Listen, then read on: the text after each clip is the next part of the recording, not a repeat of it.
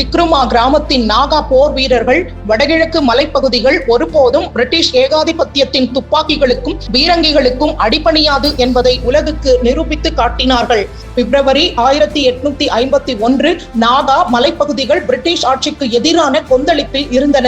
கிட்டத்தட்ட 20 ஆண்டுகளாக பிரிட்டிஷார் கிராமங்களை எரித்தும் பயிர்களை அழித்தும் மக்களை அச்சுறுத்தியும் அடக்க முயன்றனர். தொடர்ச்சியான போர்களாலும் அழிவுகளாலும் சோர்ந்து போன பிரிட்டிஷ் அதிகாரிகள் இந்த மலைப்பகுதிகளை கைப்பற்றும் முயற்சியையே கைவிட்டு விடலாமா என்று கூட யோசித்தனர். அந்த நேரத்தில் ஒரு கிராமம் முன்னெழுந்தது. அதுதான் கிக்ருமா. இது சாதாரண கிராமம் அல்ல. 1000 வீடுகள், வலிமையான போர் வீரர்கள் மற்றும் ஆழமான கலாச்சாரம் கொண்ட ஊர்.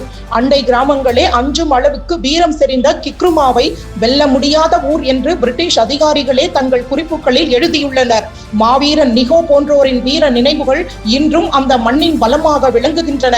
கிக்ருமா மக்கள் அமைதியாக இருந்துவிடவில்லை. அவர்கள் பிரிட்டிஷ் முகாமிற்கு 2 தூதர்களை அனுப்பினர். கேப்டன் வின்சென்ட் ரெய்டிடம் ஒரு நேரடி செய்தி வழங்கப்பட்டது.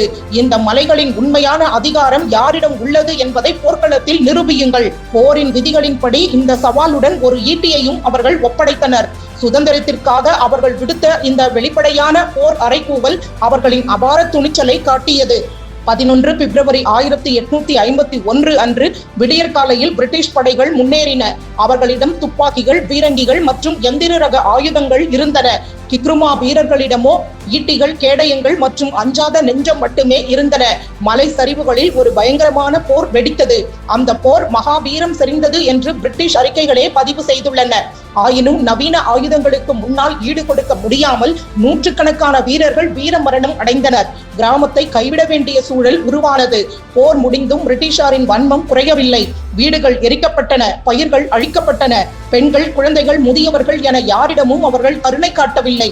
சுமார் 300 பேர் கொல்லப்பட்டனர். 1000 வீடுகள் இருந்த அந்த செழிப்பான கிராமத்தில் இறுதியில் வெறும் 6 வீடுகள் மட்டுமே எஞ்சி இருந்தன.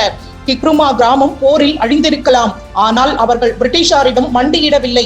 இந்த போர் நடந்த ஒரே மாதத்தில் நாகா மலைப்பகுதிகளில் தலையிடா கொள்கையை கடைபிடிக்கும் நிலைக்கு பிரிட்டிஷ் அரசு தள்ளப்பட்டது. அதாவது இனி இந்த பகுதிகளில் பிரிட்டிஷார் தன்னிச்சையாக தலையிட முடியாது.